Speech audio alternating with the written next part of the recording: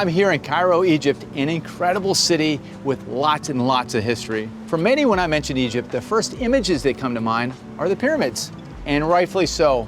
These are some of the most visually impressive monuments that are considered one of the 7 wonders of the world. And yet, they're also representative of a culture that crumbled under the weight of its own ambitions and accumulation of wealth. Interestingly enough, as Christians, much of our story can be found in the land of Egypt. This is where Abraham and his family started, and in many ways, this is where the nation of Israel began. As we'll come to find, Abraham's wealth and capital also had a part to play in the story. Again, as investors who are interested in the flourishing of all people and nations, this detail is an important one to explore. Michael Eisenberg is an American-born Israeli businessman, venture capitalist, and author. He is the co-founder and general partner of Aleph, a Tel Aviv-based venture capital firm. He also happens to be a wealth of knowledge and insight when it comes to faith-driven investing. He takes us on a journey that follows Abraham and his nephew Lot. He shares with us the biblical context and world-changing implications of the eventual split. And most importantly, Michael introduces us to the concept of covenant capitalism that talks about the accumulation of possessions and the freedom to choose how that wealth can be distributed in innovative and effective ways. Let's watch.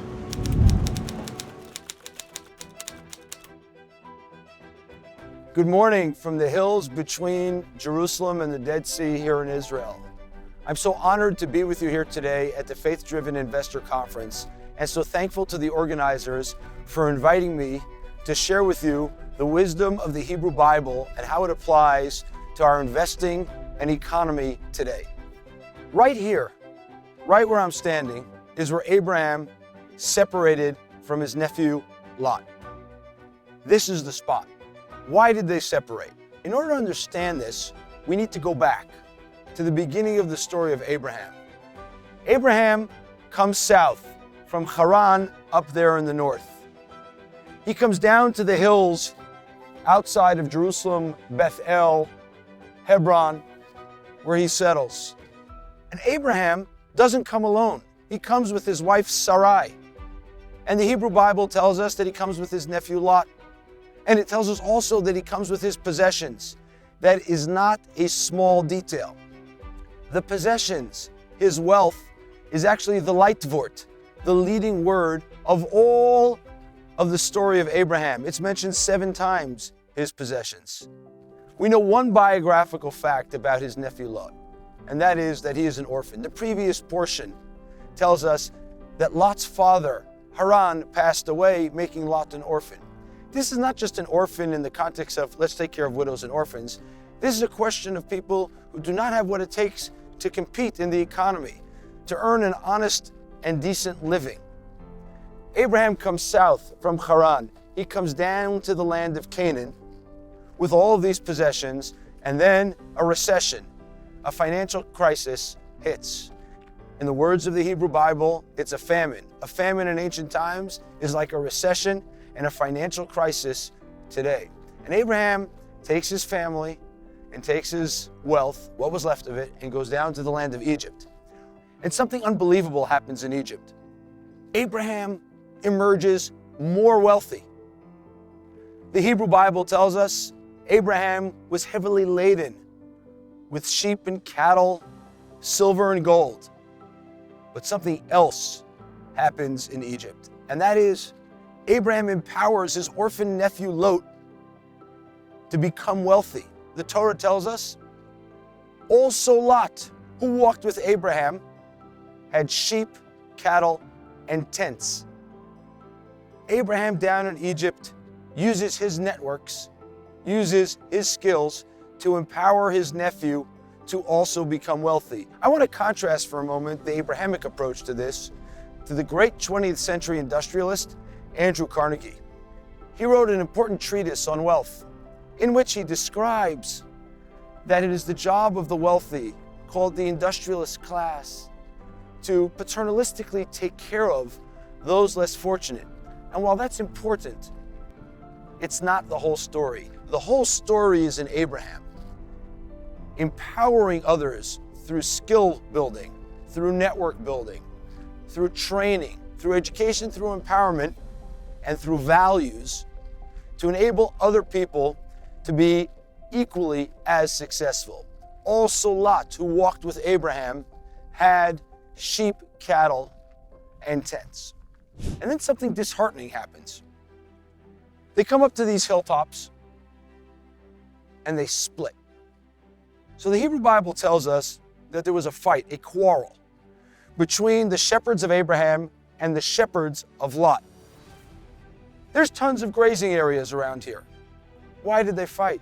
They were arguing about the purpose of wealth, about how to spread the wealth, about how to empower other people.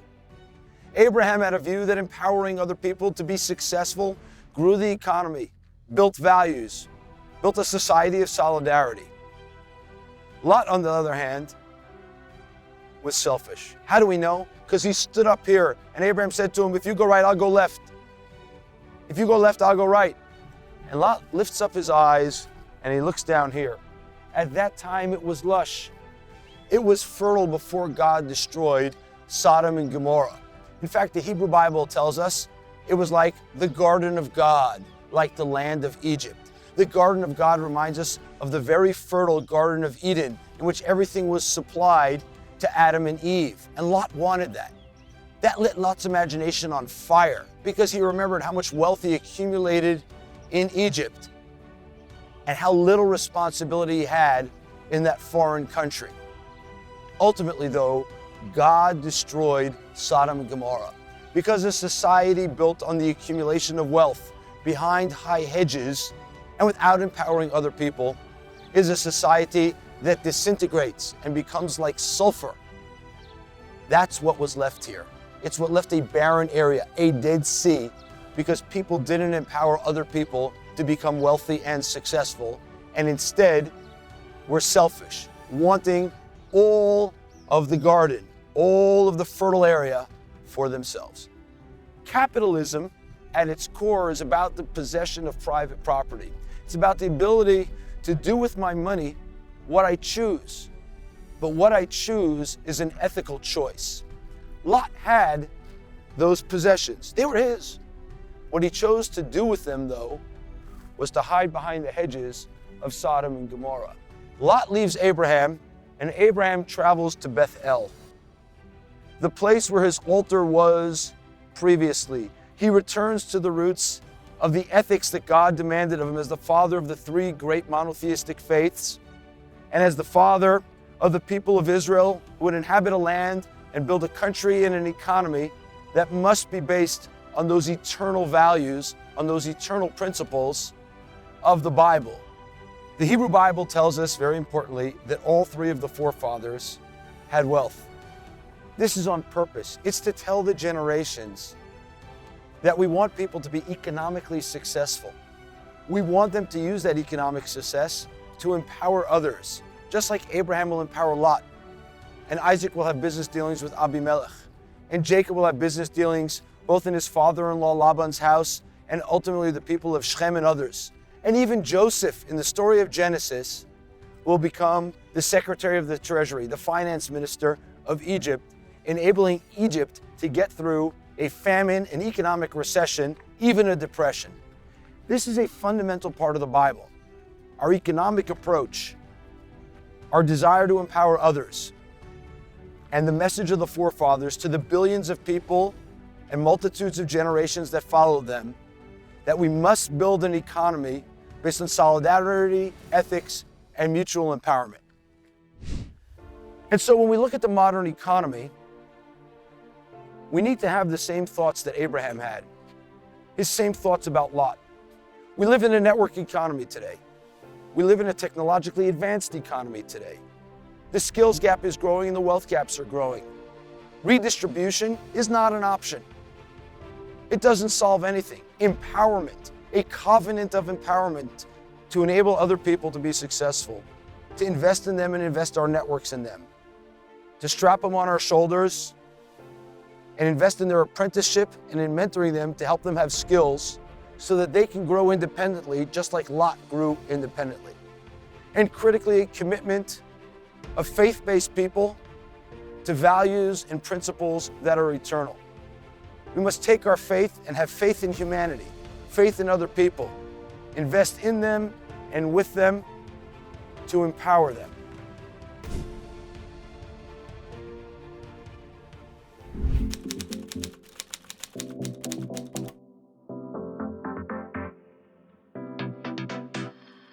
We landed here, picking up here in Tel Aviv on Rothschild Boulevard, the heart of the startup nation, where values create real economic value, not just for the people of Israel, but for the world at large.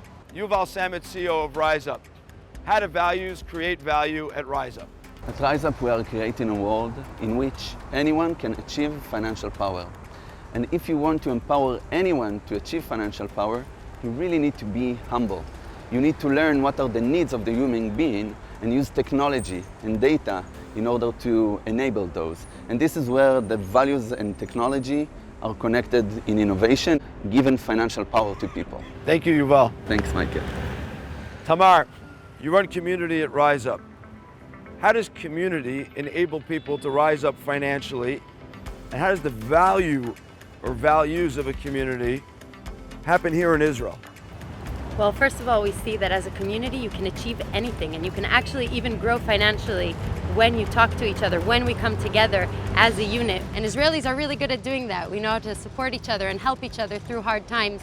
So if we can get that going everywhere around the world, I'm sure that that's something we can share. And help everybody rise up financially globally so they can afford the $500 medical expense, which is so biblical in its nature. Definitely. Thank you. Yonatan, where does the Bible and Israel's heritage meet you in your daily job of democratizing healthcare? One of the things we say in our morning prayer is Modani, right? Thank you for, kind of reinstating my soul. But immediately the next paragraph is about our body and the way that, it's so fortunate that it just functions, right? Every morning. And so for me, this is a daily question, and that sort of comes from the Bible. It comes from my faith. It comes from the kind of knowledge that this is not something you can take for granted. Not for oneself, not for the family, not for the extended community. And if we can play a role in, helping people have better, preventative health care, right? So knowing when something is wrong early on so that they don't end up in life-threatening conditions, that is a commitment that, connects to every morning when I do my tefillin. It connects to those roots. Come to Israel, because right here is where covenantal capitalism is being built. Right here in the startup nation, where technology is advancing our economy, creating wealth, those same entrepreneurs are investing in empowering other people and helping them rise up, helping them become more successful through skills, through networks, and through the economic empowerment. Together as people of faith, we have an opportunity to craft the future of capitalism, to grow the pie and empower other people to be successful, creating a society filled with more solidarity. That is our challenge and our opportunity. We need to take the messages of Abraham and invest them in our modern economy. Thanks for being with me. Shalom.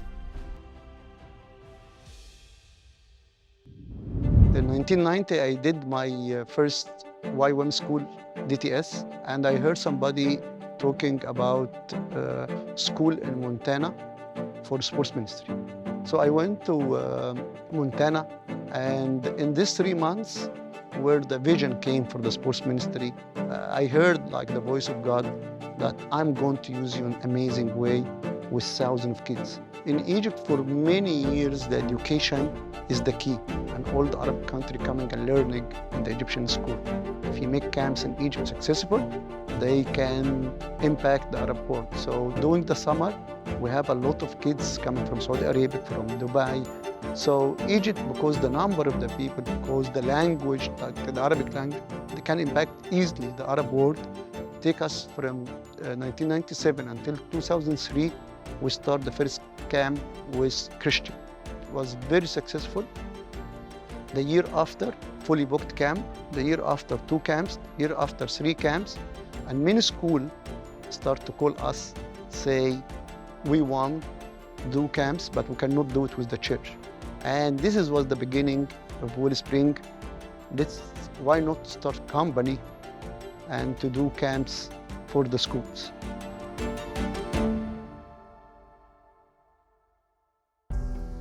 Today, Wellspring works with more than 200,000 kids almost every year. We have more than 1,200 counselors. We have 60 full-time. In the beginning, it was not easy, but now, because you have the brand, it's easy. So it's a lot of opportunity for Christian leaders, for anyone who want to start something. I feel that like, yes, you can succeed. You can be pioneer for many things in this. I was really fascinated with the impact that Wellspring was doing in the lives of people, young kids, and only a week long camp.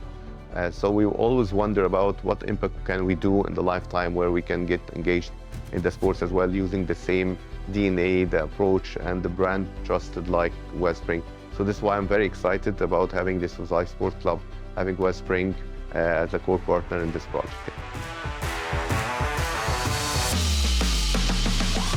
We plan to finish it between 18 and 24 months. We have 25 acres piece of land with over 20 different sports: soccer, tennis, squash, basketball, volleyball, different types of swimming activities as well.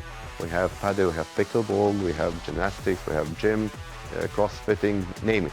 We have 11 buildings on the project, and we have an underground big parking, and we have a working space, we have a daycare, we have a pharmacy, a bank branch, everything that you need for your day. So it's a pleasant, joyful experience that we envision and we promise as well to provide. Life Sports Club is in a very unique and premium location because it lands on a very important axe where it connects the new administrative capital with East Cairo as well. It has a lot of international school communities around us, over maybe 20 to 30 different schools. It has a lot of international community as well between teachers, leaders of international companies working in Egypt. It's very new. All the parents, they want their kids to play sports and to learn through sports. So this is why we have passion for sports, passion to build a new generation of coaches. And we believe the coach is the key for any sports. Sports, we always look to be excellent what we do. As an athlete, I would be looking to train hard and to demand a lot of myself to do my best when I was playing. And when I bring it to coaching, it's the same thing. I'm gonna study, I'm gonna seek to be the best coach as I can be, because I wanna be excellent. I wanna do everything with excellence. But what I've been learning is that the excellence is not just about the quality of the work that we do, but it's also about the essence of how we do and why we do that.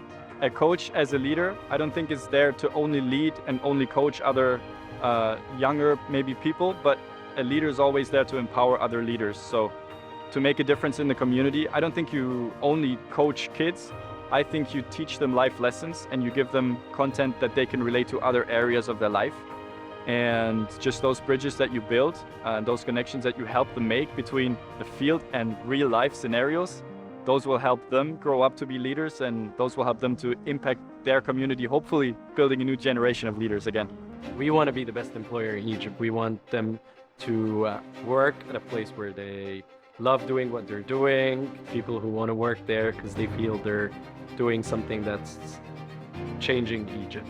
We're leading the market on this. We're a flagship, and we're receiving a lot of requests from different bodies. Guys, come and help operate this club, do this camp, do this training for our company or our community. So this means that the influence is there. People are looking and they are very hungry for a transformational journey and for a brand or a team they trust. And everyone wants to have a business that would last for many years. So for the club, if you talk about the club, for an instant, you have a capacity of over 20,000 families, but we're only targeting half of it. So it gives us a lot of opportunity to the future. And also for the revenue generating continuous services that we're providing as well, it gives us the chance to reinvest and keep investing in growing the service portfolio that we're doing, making sure that we always keep a very high quality of the product and service that we're doing. And also it helps us decrease the pressure of trying to fundraise all the time, but rather than being self-sustained and growing and reinvesting in the business, so that we're using this to grow into different sectors of the service portfolio. Most of us will not see the impact through the life they're living, but it's not about us. It's about the new generation, about the coming generation. So when I'm thinking about the club, it's not about me. I'm building something for 100 years. So it's all what I'm thinking and I'm dreaming. It's not for my generation, it's for many generations. If I see it, it's good. If I don't see it, it's coming. The impact is coming.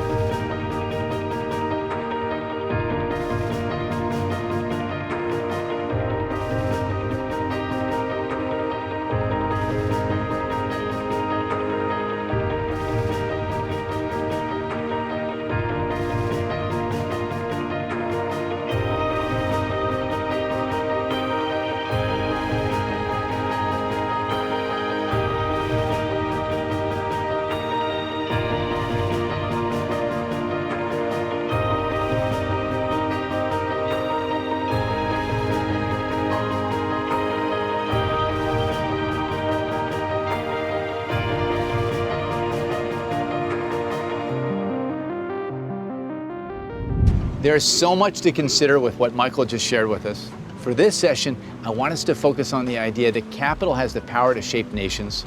As Michael mentioned, wealth was referenced 7 different times in the story of Abraham's journey to Bethel. It's worth taking note of that detail because it's a part of the outcome. Wealth was something Abraham was entrusted with from the beginning. Arguments over these possessions eventually led to a split with Lot. And it was livestock, gold, silver, and land that Abraham used to build the nation of Israel. Have you considered how the financial resources entrusted to you as an investor, fund manager, or advisor might be used to shape your nation? In what ways is God inviting you to be a part of the story of redemption and human flourishing? How might you partner with Him in bringing about the kingdom of heaven to earth? As Michael mentioned, covenant capitalism is about so much more than accumulating. It's about building, growing, empowering. More than anything, we as faith-driven investors have the opportunity to invest in people. Spend some time in your group talking about this session and how it relates to the journey that you're on. Open yourselves up to learning from one another. Be honest with each other. What you get out of this time together will only be as enriching and life-giving as what you put into it. We'll see you next session.